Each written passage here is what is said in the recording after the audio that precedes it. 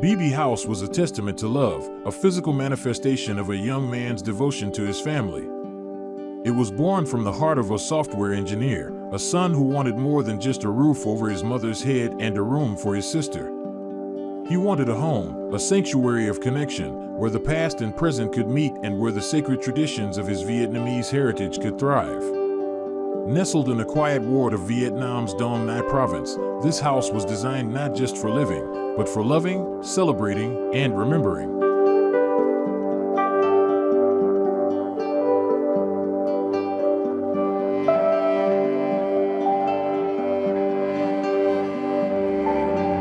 The architect's initial challenge was to weave together the modern and the traditional, the private and the communal.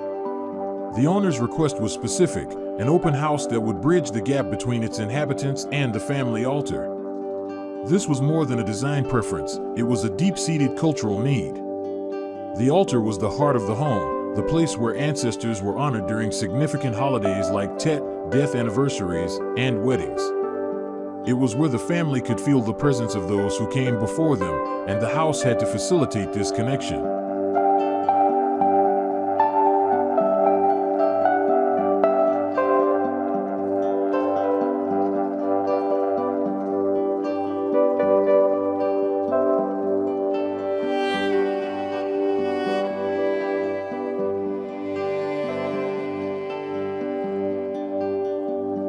To achieve this, the design eschewed the typical sprawling floor plan in favor of a more intentional layout.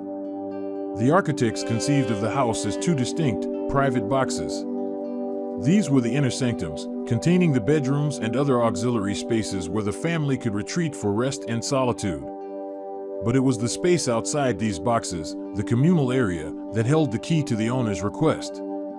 This large, open space was designed to be a gathering place, a flexible area that could accommodate a crowd during festive occasions.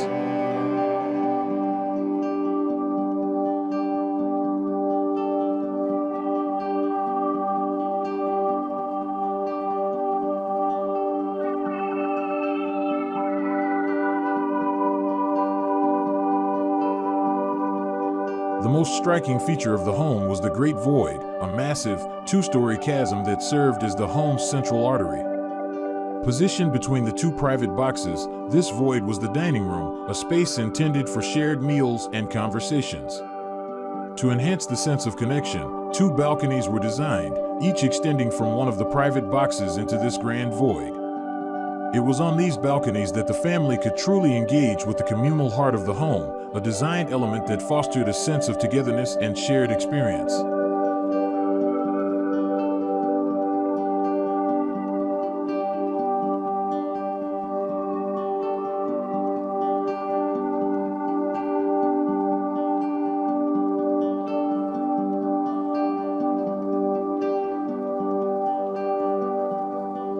One of these balconies held a very special purpose.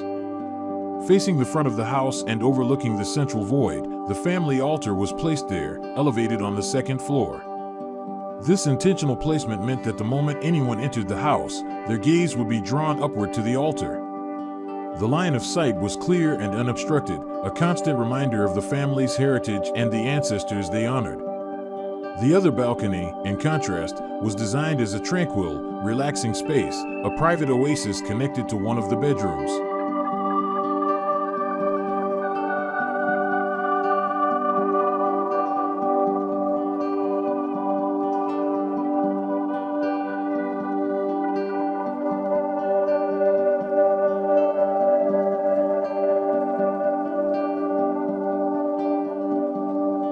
This central void was not just a space for connection, it was also a channel for light and life. To bathe the entire house in natural light, the architects placed two skylights directly above the balconies. The sun's rays, whether the soft light of dawn or the golden glow of the afternoon, would stream down into the void, illuminating the home. This design choice was deliberate, allowing the inhabitants to feel the rhythm of the day, the first light of morning, the warmth of the afternoon sun, and the soft glow of the moon and stars at night. Even the rain became a sensory experience, a gentle drumming on the glass above.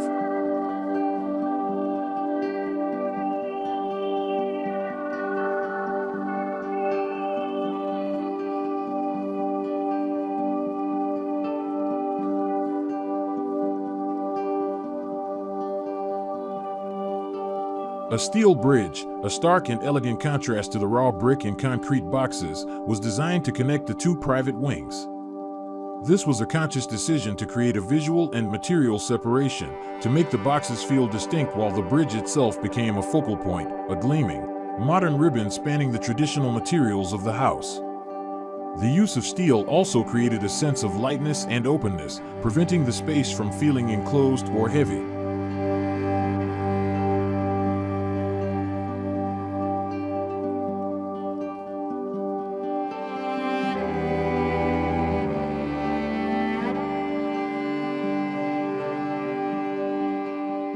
The focus on natural light extended to every corner of the house, even the most private spaces.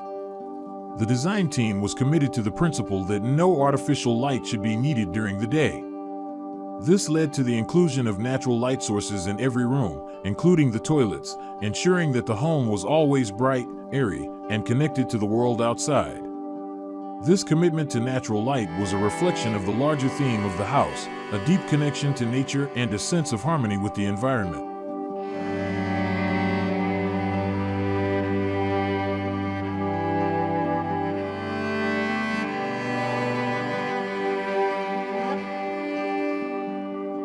Finally, the materials themselves were chosen to tell a story of time and nature.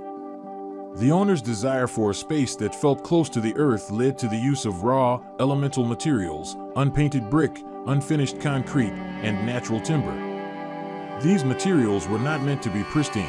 They were chosen for their ability to age gracefully, to deepen in character and color over time, creating a sense of permanence and a connection to the natural world.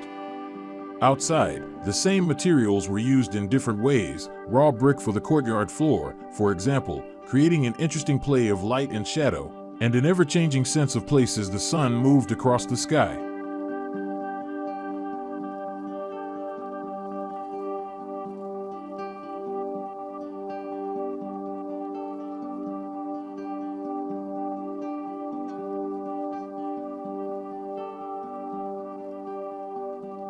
Thank you so much for joining me on this journey.